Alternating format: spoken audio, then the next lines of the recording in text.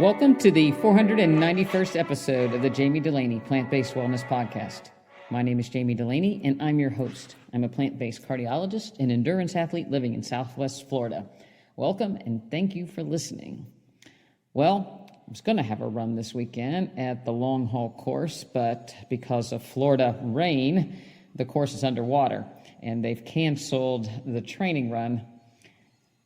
But you got to tell you, I didn't really want to go run in the mud there again. I was hoping to go run a dry loop. So I'm not too awful unhappy that they canceled it because of mud, but I'm sad that I don't get to go running on the trails. So we'll have to keep doing long runs here. And speaking of long runs, they're going further. I actually have what I call dipped my toe back into long runs. We did 15 miles last weekend, and it went well. Practicing on heat and fueling and running in the longer, shorter walk breaks, ankles feeling really good, recovering well, so all is well. I might just be back ready to take on the Rattler in an official running race view rather than just a survival race. My form is getting better. I'm able to push the pace for longer periods of time. So I'm very, very happy about that. If you go online, you can see, or you can even go visit or do weekend retreats to become plant-based, or do water fasting for a week or 10 days, or look online and perhaps get all the information you need to get to be able to become plant-based.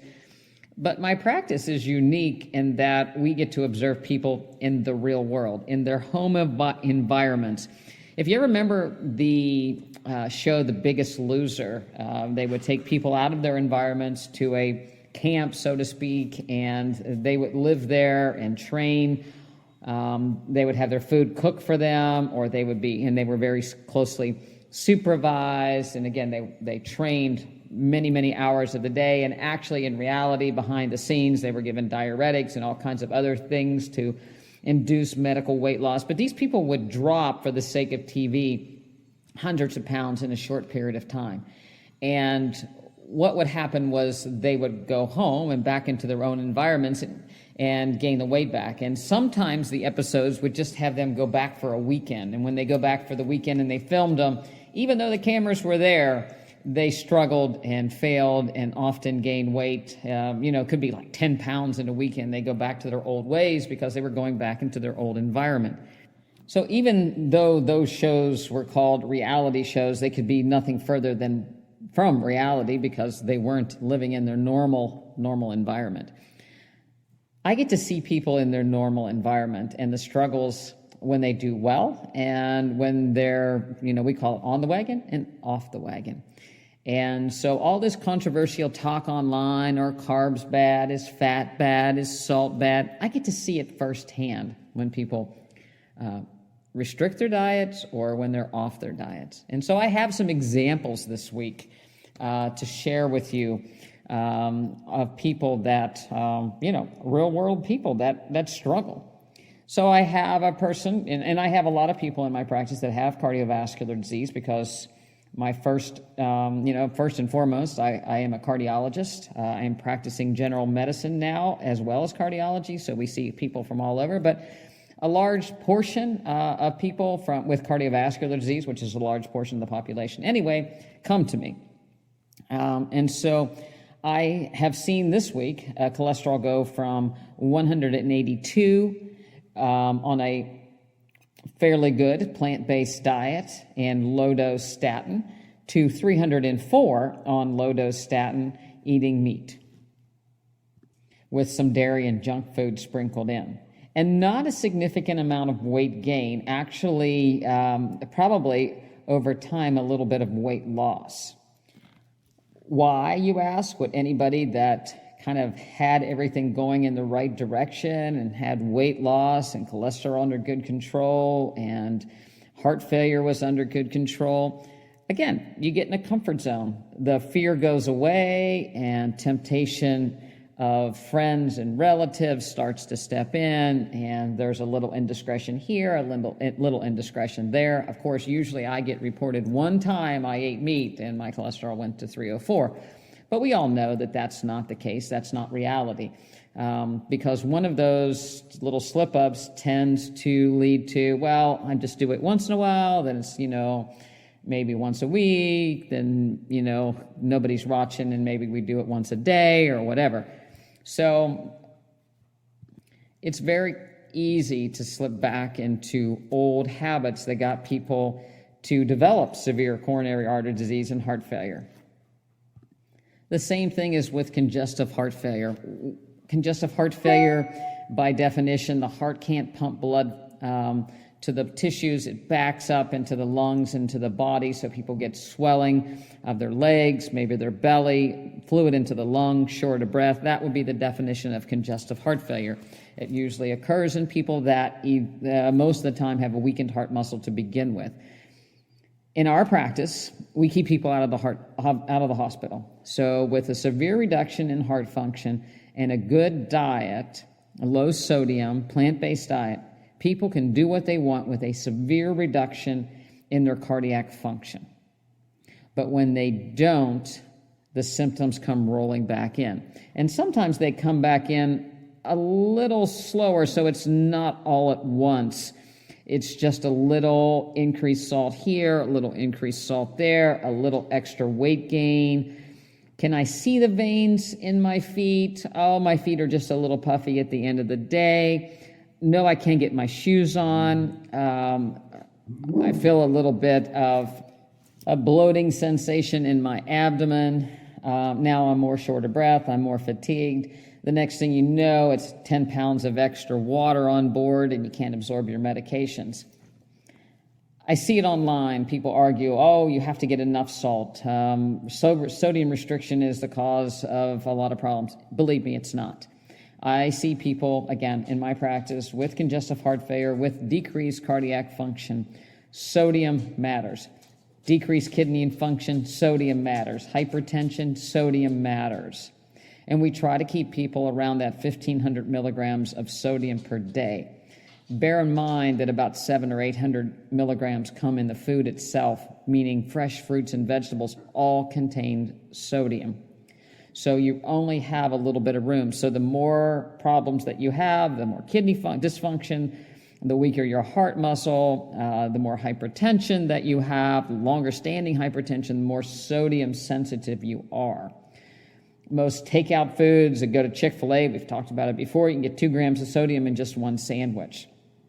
So you can see how 1,000 milligrams of extra salt a day starts to accumulate day after day, time after time, and the next thing you know, people are in congestive heart failure.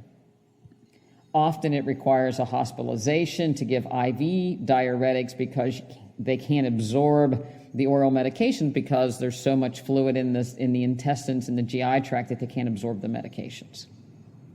Go into the hospital, you get even a standard American Heart Association awful 2-gram sodium diet, water comes off, they go back home at a lower weight. So you can take 10, 20, 30 pounds off of people in a short period of time, just taking them out of their own environment. These aren't bad people. They're not uninformed people, but they're just trying to navigate all the obstacles in the real world that's thrown at them on a daily basis. Another person with diabetes doesn't like taking insulin, can't get glucose down, and the frustration sets in, and they eat good for a couple days, and then the pastries come back. Exercise is the bare minimum. Walking 1 20-minute mile a day. It's not near enough, especially when the rest of the day is sedentary. Depending on where you live, walking 1 mile a day and then just activities of daily living in a small environment, an apartment or a small house, you may not get more than 3,000 or 4,000 steps. It's not enough to maintain muscle mass and glucose utilization. So I have the discussion. You need to walk at least an hour a day straight. That is the baseline goal. You can walk off your glucose if you go out and go for a walk. If you take a little 10, 15-minute walk after dinner, you can lower your glucose. If you continue to watch that and walk on a regular basis, glucose will come down. but it has to be consistent. But it's not natural for some people. Some people have lived a sedentary life all of their life, so walking an hour in the Florida heat is just not something they want to do. Get on the treadmill, put it on for a little bit, put some music on, and get off. That'll probably be enough. It's not enough. On the other hand, I get to see some success stories. Have another person that I've actually talked about on the podcast before with struggles. Go good for a while, get to a point, and then slide back into their old ways. It is so hard to get over the hump, the point at which you lose 10 or 15 pounds and then you plateau to go further. That is so difficult for people because it's about a month, 6 weeks in a lot of cases, and then life gets in the way. Friends, family, vacation, stressors. This person actually achieved a significant goal with over 30 pounds of weight loss, normalizing a glucose from 200 to 100, taking a C-reactive protein that's an inflammatory marker from a very high 4.1 to 0.7, a cholesterol from 180 to 140, a hemoglobin A1C of 8.2 to normal of 5 by sticking with it, even under more stress than he had been at previous attempts at doing it. What's the difference? He started paying attention to detail. He started looking at his glucose on a regular basis and eating accordingly. Things caused his glucose to shoot up, he would back down. He had constant feedback. He kept himself accountable. He stayed mindful to his goals, and he went to a high school reunion looking good. He is now traveling and hiking feeling good. All the people that derailed him before are still there, but he became more mindful of what he was doing during the day on a consistent basis. My mother used to call it going through the motions.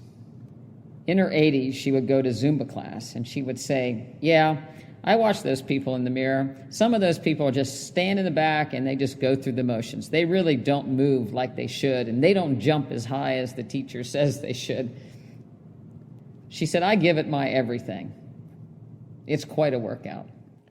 Going through the motion applies to more than just Zumba class or exercise. People do their exercise going through the motion. Again, you can visualize the gym where people go in and put a light weight on and up and down, up and down, up and down, and go to the next machine, up and down, walk on the treadmill for 4 or 5 minutes, pedal on the bike while they watch TV, maybe stop a little bit and talk to somebody, meander around. They're going through the motions.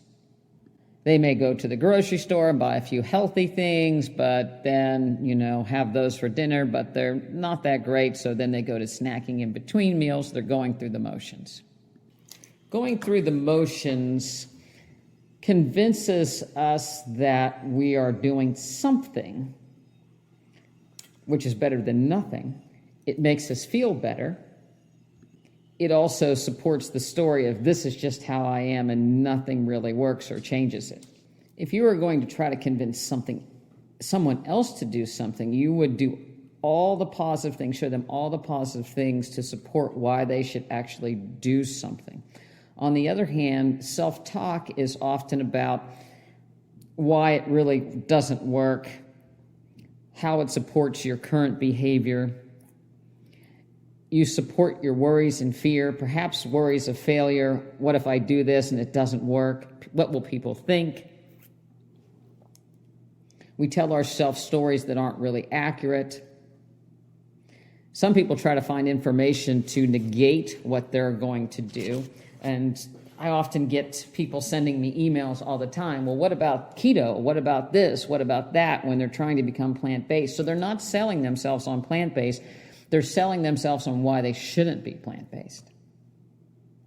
It's almost like you're saying, I'm plant-based now. It's not going to work, but I'm going to try it. Maybe you'd like to try it with me? And with those efforts, it usually doesn't work. So then you have people that will say, see, I told you it didn't work. So why are you fighting it so bad? Just be happy and eat what you want. Do what you want. The average weight of men and women have steadily gone up over the last 50 years, probably about 30 or 40 pounds. And again, I can see it in my practice. The average weight of an overweight woman usually plateaus around 175 to 185. Doesn't matter how tall they are, that's usually the weight people kind of sit at. If you work a little harder, you can get it bigger or a greater number. If you're a little taller, you might be able to get it to a greater number. But that 175 to 185 is kind of where people plateau as far as women. Men kind of plateau at that 200 to 220 range, give or take, some additional weight if they're taller. But that is the weight that a little bit of this or a little bit of that doesn't really do much to change. So they might alter it 5 pounds, but it comes back with a vengeance. It's that terrible magic number that they can't seem to get away from. What they don't realize is they're not alone. It is everywhere. And if you look around this next week, you will see that magic number in just about everywhere you look where people are overweight. Now we don't even notice that weight because people look to the morbidly obese, those people in the 250, 300 range. Those are the people now that are abnormal. This 175 to 185, 200 to 220 has become the normal weight. So if you go out to dinner, that's what you see and it looks normal. It's not normal. It's an elevated body mass index that's associated with declining health. Why has it happened to everybody? Why is it not isolated? It's because it's the food. Dr. McDougall used to say, it's the food, and he was spot on. It is the food. The caloric density of the food today is such that you don't have to eat much more weight of food, but it's so more calorie dense.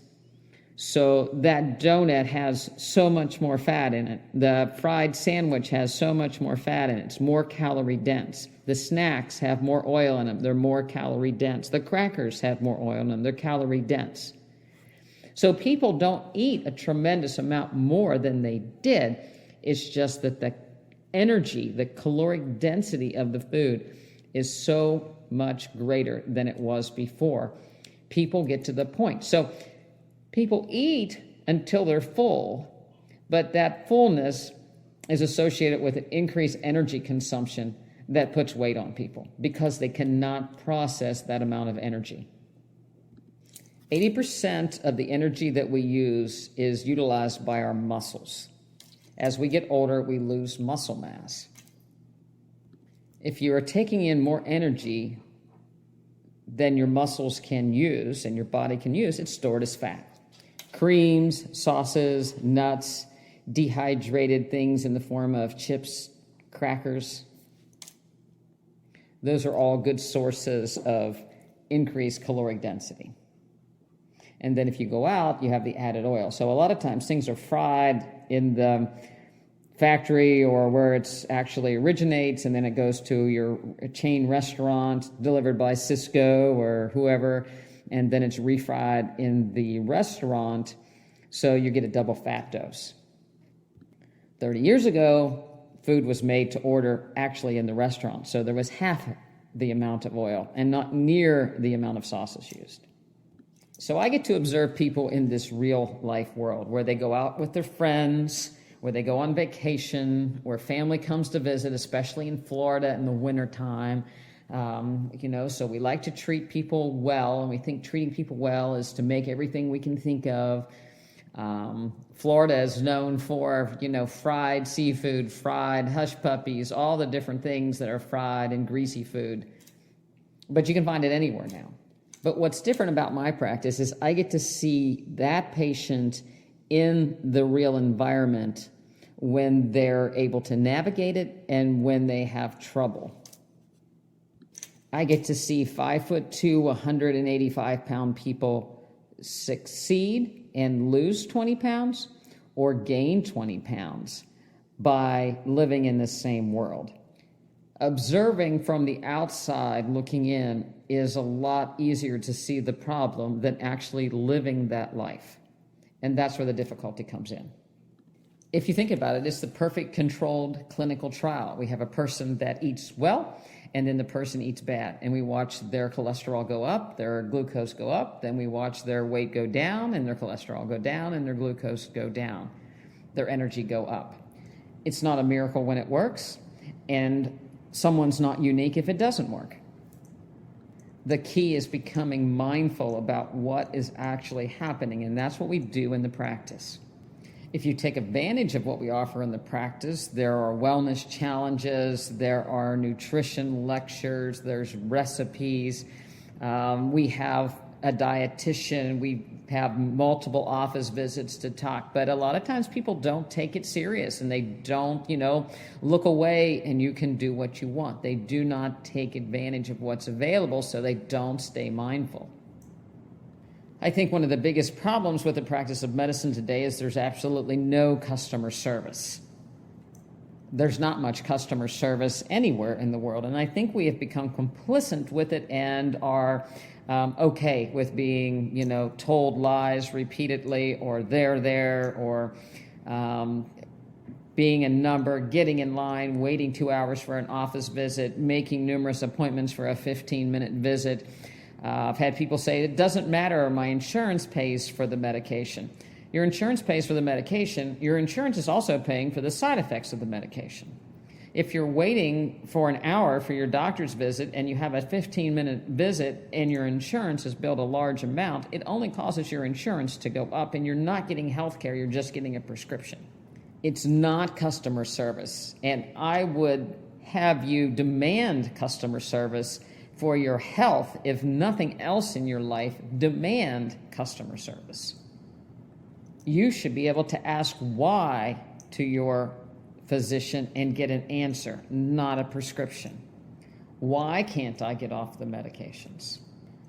Now you can find Doc in the Box online, Amazon, Walgreens, CVS, of course, big box medicine. It's not health care, it's prescription care. Your insurance pays for it, but you're not getting better. We want to see positive results. If our patients don't get to their healthcare goal, we feel like a failure. I don't like to lose. Some people say we're even tough on our patients. But I'm not in the business of they're there saying you're perfect when your health is declining. Standard medical care is test, retest, and prescribe. You're worth more than that. We charge a fee because we want people interested in their health. We provide services that are not covered by insurance, and we want people to be actively participating in their health care. Screening is just making money for the doctor. There was even a study just recently published that looked at screening people for atrial fibrillation. If you have atrial fibrillation, I've talked about it before on the podcast, it is when the top part of the heart quivers and the heart rate goes up and blood clots can form in the top chamber, and it is a leading cause of stroke. So it seems intuitive that screening for atrial fibrillation would catch the atrial fibrillation and prevent strokes. So there have been a couple of studies looking at this, one looking at primary care practices with patients 70 years and older, which is where the incidence of atrial fibrillation goes up. And another one was a Swedish study looking at adults 70-75. There was a Duke study with 11,905 patients, average age 75. They looked at primary care practices.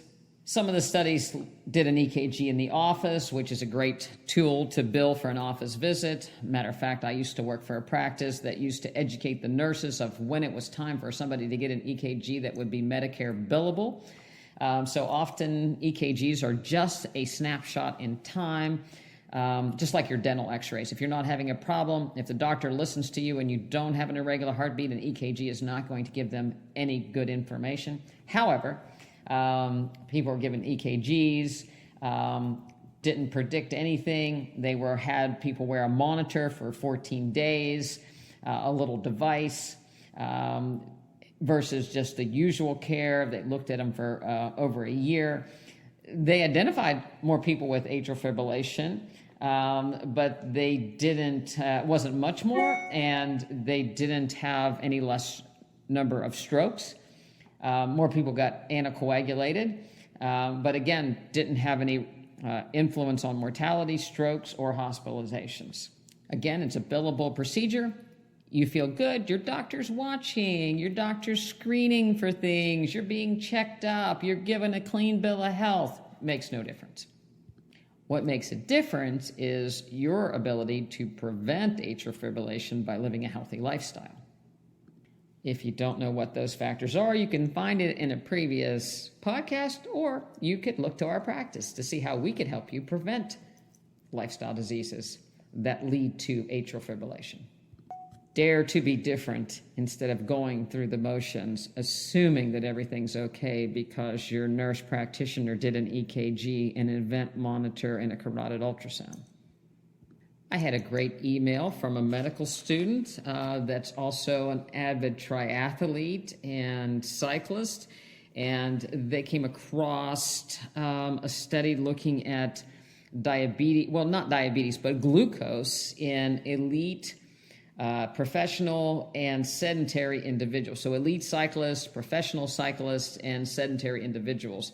It wasn't a large study, but there was 47 male pro cyclists, there were 72 elite road cyclists, and there were 58 sedentary blood draws. And they looked at what glucose and hemoglobin A1C was and discussed whether or not, typically cyclists eat a lot of calories, and you have to have a lot of calories quick, so it's usually in the form of gels or glucose, sugary drinks, and whether that was bad for your glycemic control. The athletes were sampled in the middle of their competitive season, so it's when they're training and racing, so their carbohydrate intake would be at a peak level for them.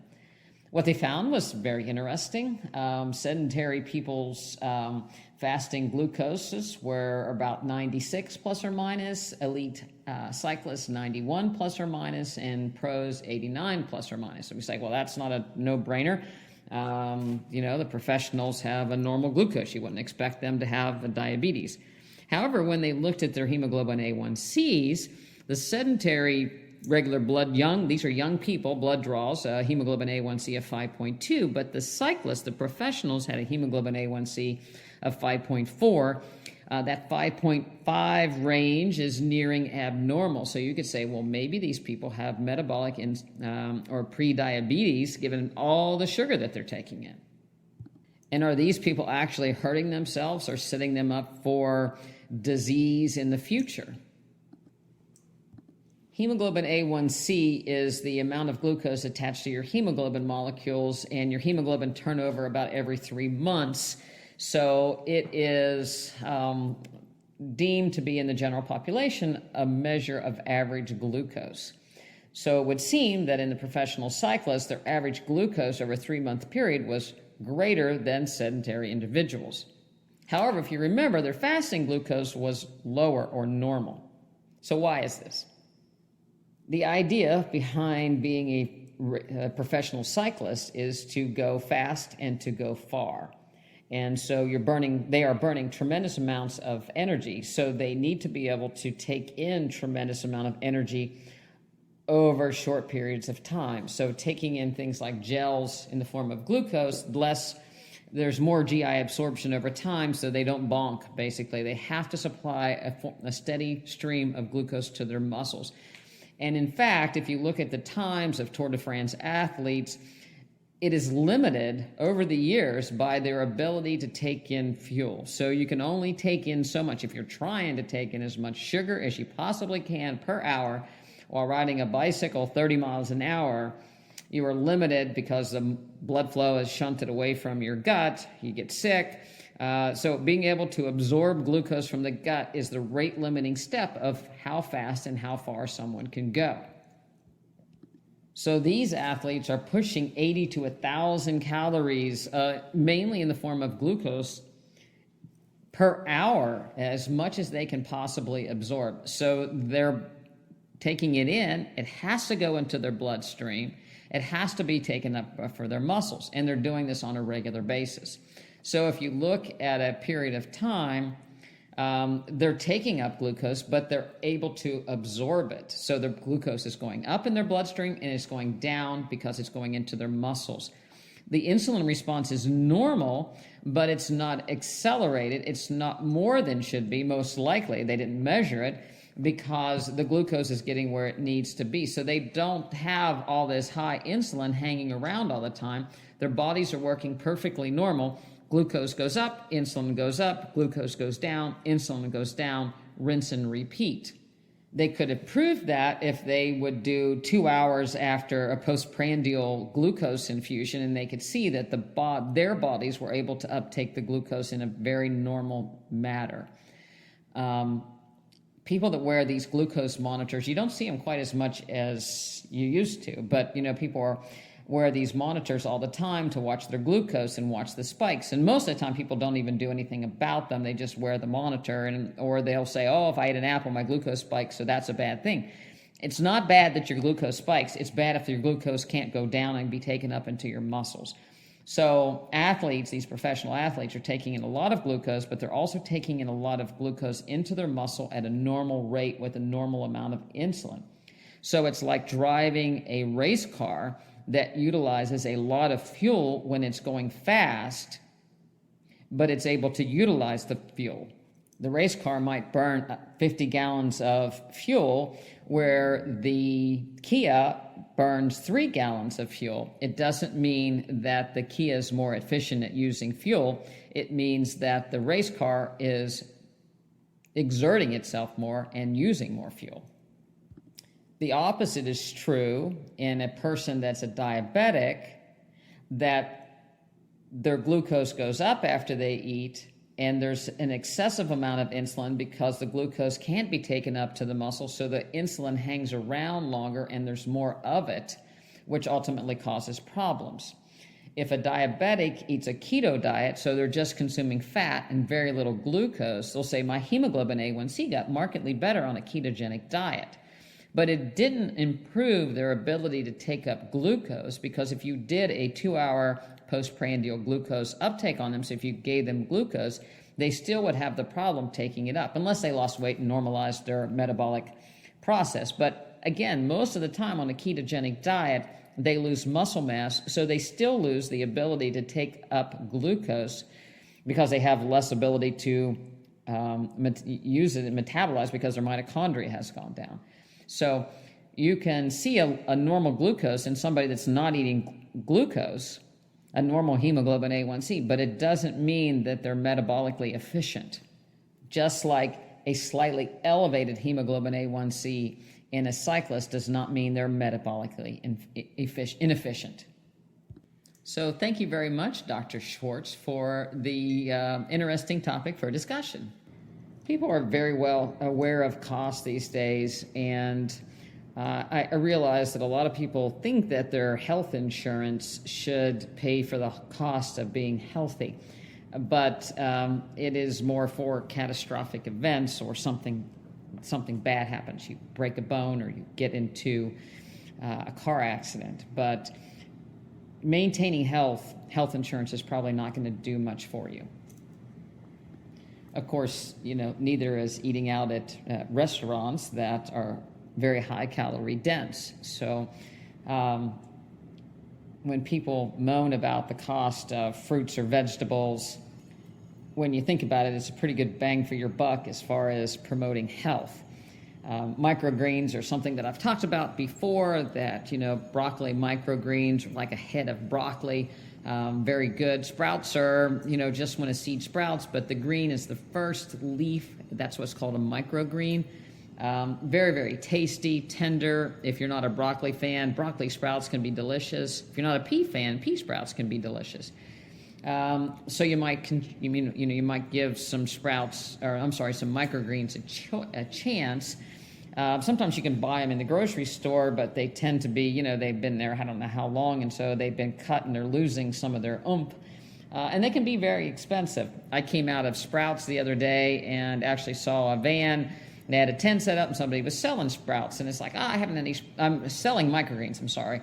It's like, I haven't had any microgreens in a while, so I bought some pea greens and some broccoli microgreens. And they were I think they were $12 for 2 little containers, and I really ate one of the containers at a sitting and then ate the other one pretty soon after. Ate them that evening. And you might say, well, that was pretty expensive, but I got a lot of nutrients in those little boxes. But what it did, it kind of, it's like, I should be doing my microgreens again, because I kind of got off the wagon myself about doing microgreens. I've been doing Sprouts, but I hadn't been doing the microgreens just with some of the other projects I have. And so I got out my trays and got my pea greens going, and I'm excited to get my microgreens going again. So if you want to add some, nutrition to your diet, look to Sprouts and microgreens, and it's kind of a good project to do with the kids or grandkids. Sprouts can be very easy. You can do them almost anywhere. Microgreens require a little bit more time. It takes a couple weeks to get them ready to go, and then you kind of have to get things in sequence so you can keep them going. But in Florida, it's so hot that you can't really grow anything outside as far as vegetables currently. So the microgreens are a good way to get to kind of have a little garden inside that you can see something grow. It's always a fun thing to watch. I am currently, I believe, on week 10 of weight training 3 times a week with Nathan. And again, Nathan has offered to provide coaching for anyone that listens to this podcast or that wants to join the practice. It's a separate fee from our practice. He has 3 different levels for people to choose from, purely online. Everybody gets a questionnaire to see where they are, what they do, where they like to work out. And then he has progressive plans to talk to people or to email with people. So if you have any interest in weight training, you can email nathan@drdulaney.com. We also have dietary consults that people can also obtain through the practice, and dietary plans with Addie, ADDDIE, at drdulaney.com. You can join our practice for as little as $25 a month and get access to all the online information. If you want to talk to us, then we have another level for that, but you get to talk to both Addie and I once a month and email us. And if you want to be a full member and have full access to us, then we have that membership available as well. We love to hear from you. I know in times like this, extra cost and what you would seem as healthcare is not in the budget. But again, it's not healthcare what you're buying with insurance. And if you take into account medications, co-pays, avoiding hospitalizations, avoiding doctor's visits, increased time and well-being, it's well worth the cost. So check out our practice at drdulaney.com, DOCTORDULANEY. We'd love to help you if you want to participate and do hard things with us. Thanks for listening as always. See you next week. Next week, I'll have a special guest, Addie Dulaney Meinrich, to talk about lunch, school lunches for kids, healthy family planning. So give you some really good tips for you, grandkids, your kids, things to do with lunch that are really healthy that we can talk about. So tune in next week. See you then. Thanks for listening.